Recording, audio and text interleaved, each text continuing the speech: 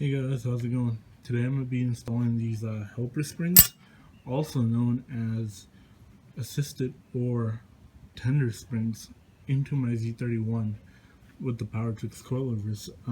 Picked these up a little while back at Pismo Beach for Z-Day a few weeks ago.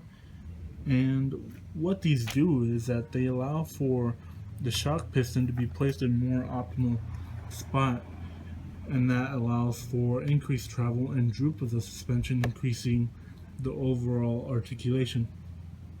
And that boost in rebound and stroke will actually aid in the stability in corners on rough roads where the wheel lifts off the ground due to imperfections in the road.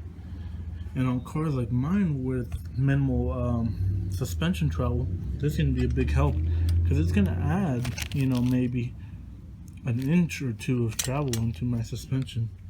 And then on top of that, these will also help keep the front the spring seated inside the coilover. So the problem I have now is that they seat, they get the springs settle.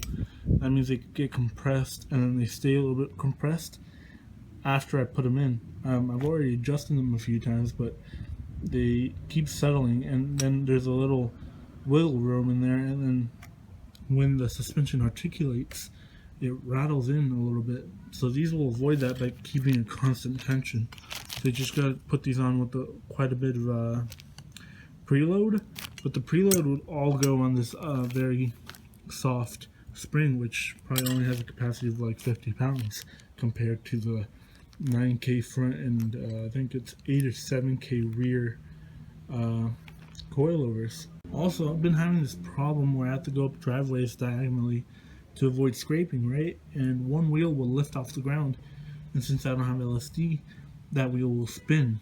So I'm thinking maybe with the increased travel, that wheel won't lift as much, and I can still grab traction and take me up the hill or ramp or driveway or whatever it is. Anyway, let's get started. First thing we gotta do is jack up the car. I'm going to go ahead and start up with the rear, because that's going to be the easy side, and then I'll leave myself the rest of the time to do the front, which is going to be a little bit trickier, but all in all, it's not going to be too hard.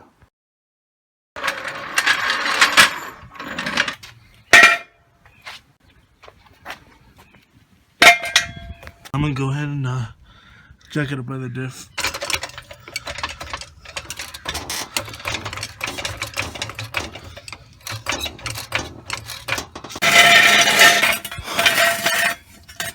The safer thing would be to lower your car onto the jack stands, but I think I'll do that after all.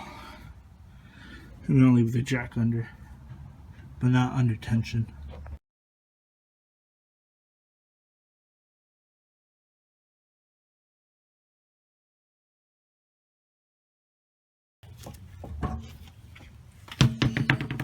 Before I do anything else, is I use a plastic brush, not a metal brush or a brass or steel wire, plastic, and clean off the threads on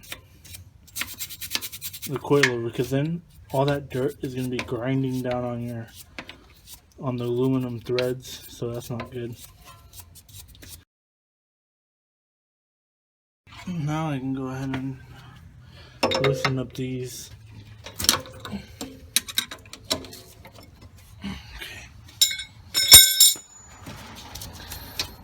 I take this one all the way down, and then I got to take off all the preload on the spring by turning the top collar with the coilover wrench.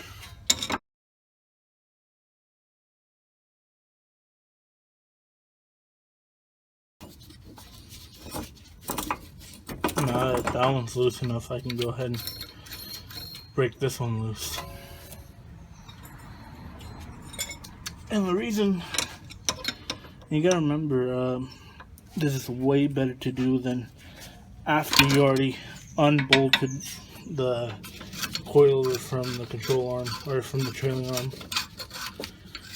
Way easier.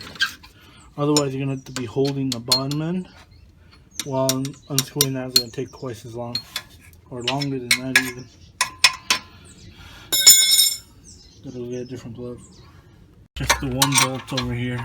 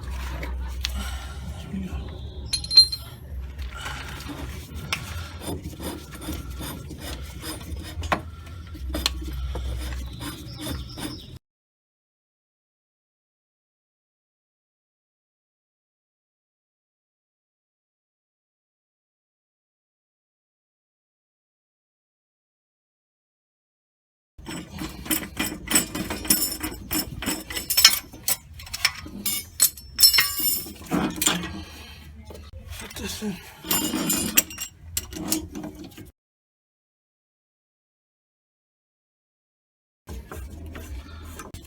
Now I'm going to preload the bottom spring from, let's see, it's about 5 centimeters uncompressed. I'm going to go ahead and do it up to 4. And the reason you want to measure it is so you can do the exact same on the other side. And that way you be consistent.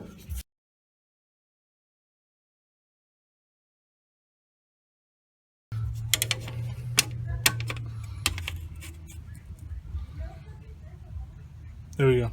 Perfect. Now we can put this locking collar back on.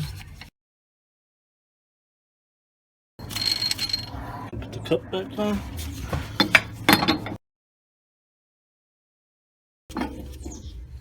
Now I'm going to do this gap of about 4 centimeters too.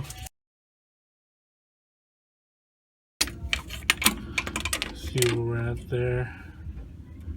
Oh, well, right on the money there. I'll put these back in. One side is longer. The longer side goes in. You can probably use a jack for this, but I think I got it. Whew. You just suck it.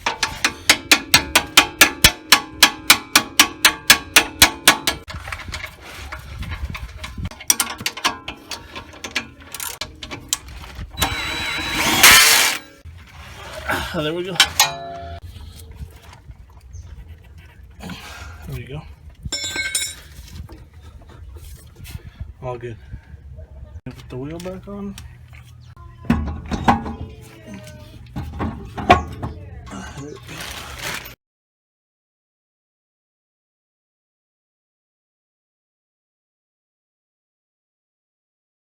Alright, now we can lower the car.